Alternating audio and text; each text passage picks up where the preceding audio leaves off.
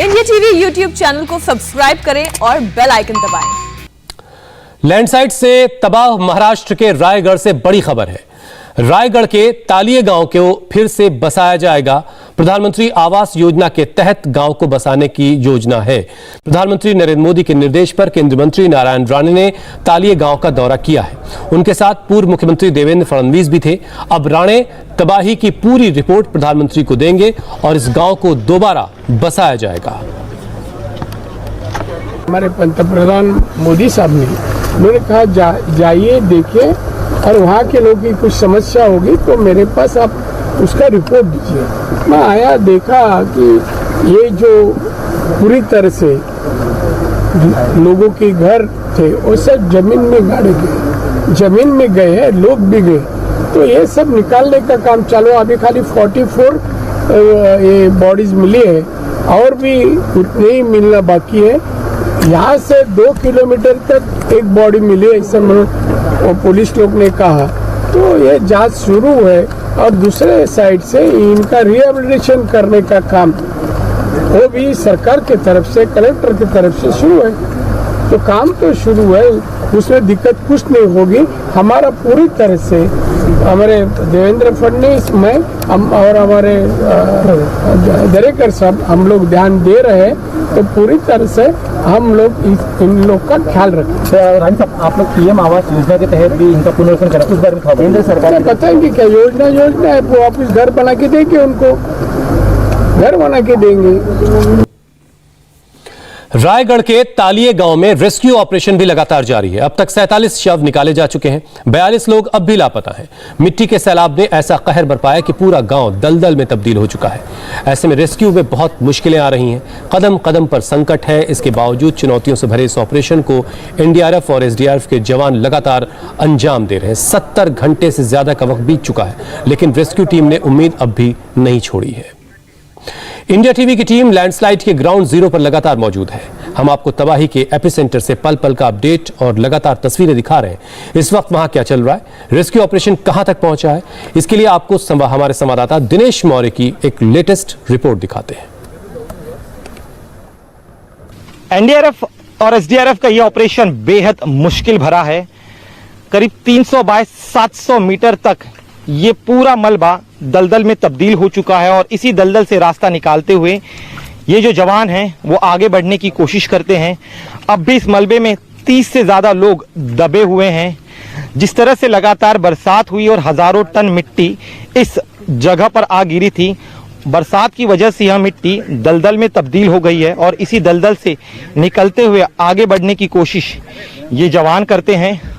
आप सोचिए ज़रा, हम नहीं चल पा रहे हैं, इस तरह से इतनी ज़्यादा दलदल यहाँ पर है और यहाँ पर कम दलदल है। सोचिए आगे जहाँ पर लोग हैं वहाँ पर दलदल और भी ज़्यादा है। तो उस जगह तक पहुँचना अपने आप में बेहद चुनौती है और इन्हीं चुनौतियों से गुजरते हुए ये जो जवान हैं वो आगे बढ़ रहे हैं। इनके हाथों में स्ट्रेचर भी है, स्ट्रेचर लेकर जाते हैं। जैसे ही कोई जानकारी मिलती है कि यहाँ से आगे कोई शव बरामद हुआ है मिट्टी के बीच में से, तब ये स्ट्रेचर इस तरह से ले जाते हैं। और इसी तरह के हालात हर जगह हैं। जो जवान रेस्क्यू ऑपरेशन की टीम यहाँ पर पहुंची है वो किसी तरह से इस दलदल से रास्ता निकालते हुए आगे बढ़ रही है। हम भी बिना लकड़ी के सहारे के यहाँ आगे नहीं जा सकते हैं। सोचिए, ये रास्ता चूंकि जेसीबी की मदद से क्लियर किया गया है, इसीलिए इतना ज़्यादा यहाँ पर जो है ये मलबा थोड़ा सा कम हुआ है। अन्यथा आपको बताएं कि इस पूरे परिसर में करीब 15 से 20 फीट तक मलबा दलदल में तब्दील हुआ है। जिस जगह हम खड़े हैं यहाँ पर भी कम से कम 15 से 20 फीट नीचे मिट्टी होगी, दलदल होगा और इसी दलदल से गुजरते हुए जो रेस्क्यू टीम है वो आगे बढ़ रही है। यहाँ पर आप देखिए ये दलदल इस तरह से पूरे परिसर में फैला हुआ है। रेस्क्यू टीम का कहना है कि जब पहाड़ टूटा उस दौरान बड़े बड़े चट्टानों के साथ साथ हजारों टन मिट्टी पानी के तेज बहाव के साथ इस जगह आ गिरी और अब इस गांव करीब 20 फीट नीचे ये गांव था और अब जो है हर तरफ दलदल हो जाने की वजह से काफी ज्यादा दिक्कतों का सामना करना पड़ रहा है।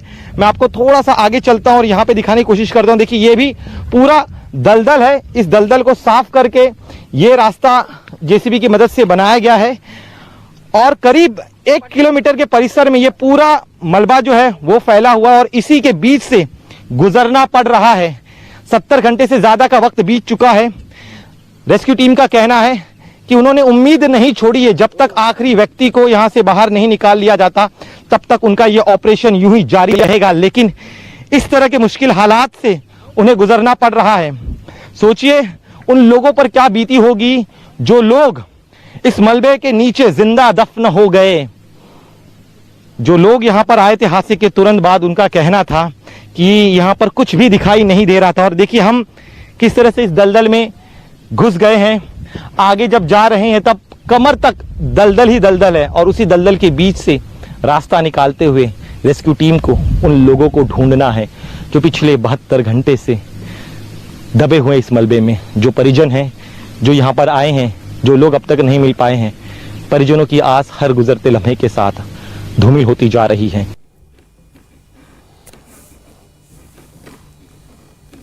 मिट्टी के सैलाब ने ऐसा कहर बरपाया कि पूरा का पूरा गांव बर्बाद हो गया है। किसी के सिर से माँ बाप का साया उठ गया तो किसी के छोटे छोटे बच्चे सैलाब की भेंट चढ़ गए।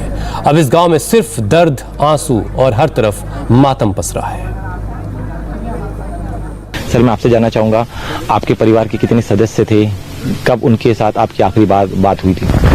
बात एक्चुअली मैं बाहर रहता हूँ, मैं इधर नहीं था। मैं 2 साल बाद आया मिलने के लिए, और मिलने के लिए आया तो भी मैं क्या देखा, माँ की बॉडी 2 दिन बाद, पिताजी की बॉडी 3 दिन बाद, वो भी कुछ पहचान में नहीं आ रही, पूरी बॉडी वगैरह ऐसे हम बता नहीं सकते।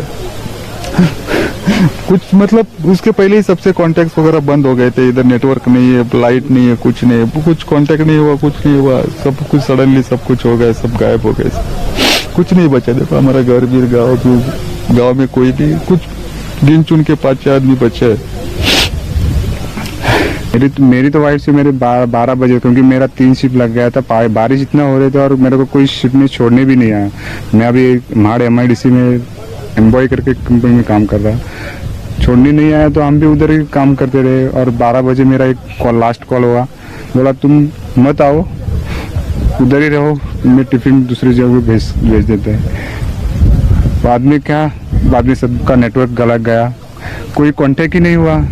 रात में 1 बजे एक वीडियो कॉल हुआ था पूना में मेरे इसके साथ, उसको सिर्फ लास्ट कॉल हुआ तो मेरे दोस्त वो भी था उधर ही, वो हम दोनों। जब आप यहाँ पर है तो आपने क्या देखा? क्या उस समय आए तो सुबह आए तो क्या कुछ कोई नहीं था, सब ऐसा ही नहीं था हमारा। आया, मैं उधर देखा तो क्या सब गया था, कोई नहीं था।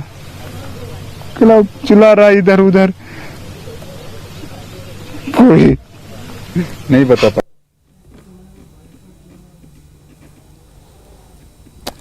हमारे संवाददाता दिनेश मौर्य ने ताली गांव में आपदा के शिकार लोगों को ऐसे तमाम घर वालों और रिश्तेदारों से बात की जो इस हादसे की खबर सुनकर अपनों की खैरियत जानने के लिए यहां पहुंचे।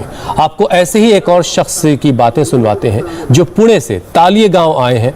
तो उन्हें पता चला कि पिता नहीं रहे, मां और बहन जख्मी हैं, दोनों अब अस्पताल में जिंदगी की जंग लड़ रही हैं।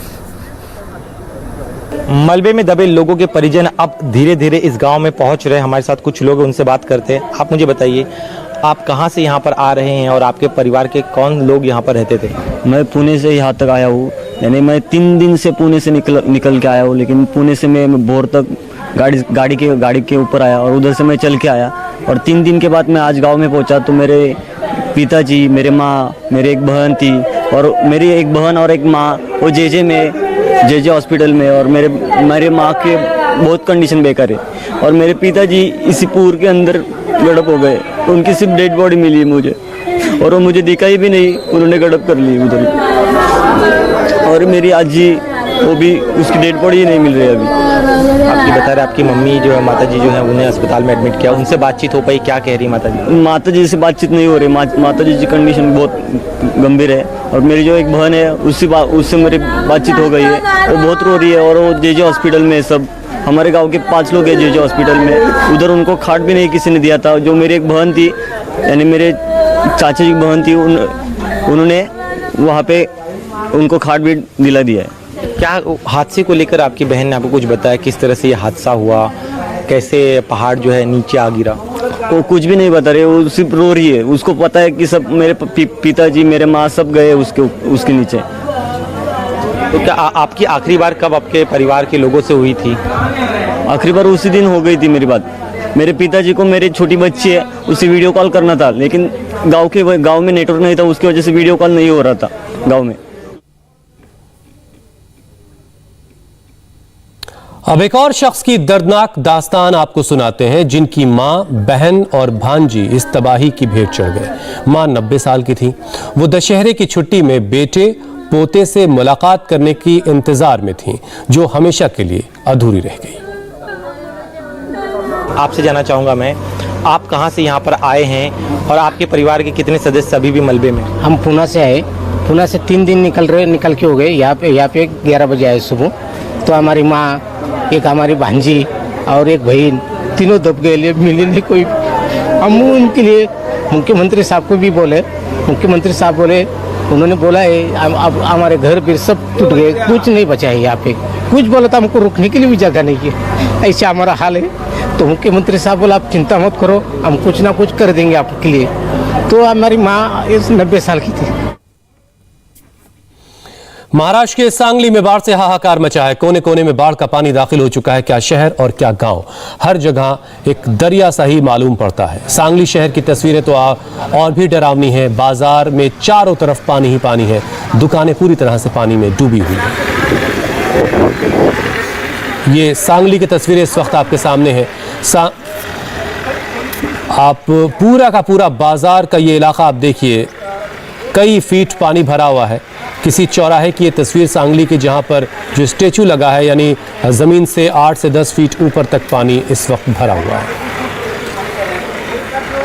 सांगली हाईवे पे पानी का बहाव कितना तेज है वो हम आपको दिखाने की कोशिश कर रहे हैं। इस वक्त यहाँ पर चलना बेहद मुश्किल है, गाड़ियों के बहने की संभावना है।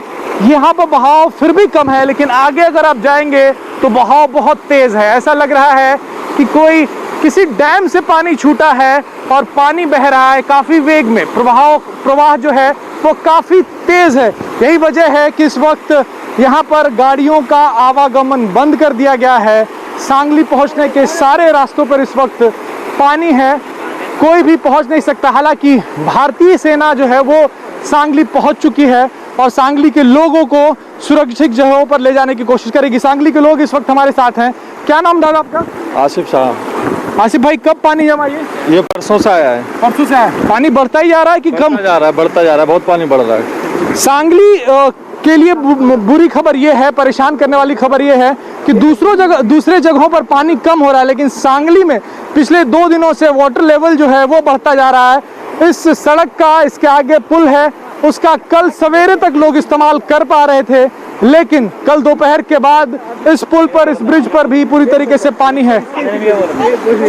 ये हर साल की स्थिति है कि इसी साल हुआ? नहीं, 2019 को आया था और अब आया है। अब आया है। कोई प्रशासन की तरफ से कोई आप लोगों को अप्रोच किया है किसी ने? नहीं, अभी किसी ने नहीं किया। ये पानी कब निकलेगा, कोई बताने वाला है? अब कराड़ के पास 5 फीट से नीचे गया है। कितने रास्ते हैं सांगली पहुंचने के? क्या सभी रास्तों पे पानी है? सभी रास्तों पे पानी है। और इस रास्ते के अलावा इस जगह का क्या नाम है? इस जगह जहाँ पे इस वक्त सांगली इस्लामपुर हाईवे। सांगली इस्लामपुर हाईवे, सांगलीवाड़ी कहते हैं इसे। बाकी हमें पता चला कि वीटा और पलूस होके भी जा सकते हैं, 2 और रास्ते हैं। हाँ, वो बाजू से रहते हैं, वहाँ भी नहीं जा सकते, वहाँ भी पानी है। वहाँ भी पानी है। टोटल सांगली को चारों तरफ से घेर लिया है। नमस्ते, मैं हूं मीनाक्षी जोशी। वीडियो और खबरों से अपडेट रहने के लिए India TV YouTube channel subscribe करें, बेल आइकन दबाना ना भूलें। जुड़े रहें इंडिया टीवी के साथ।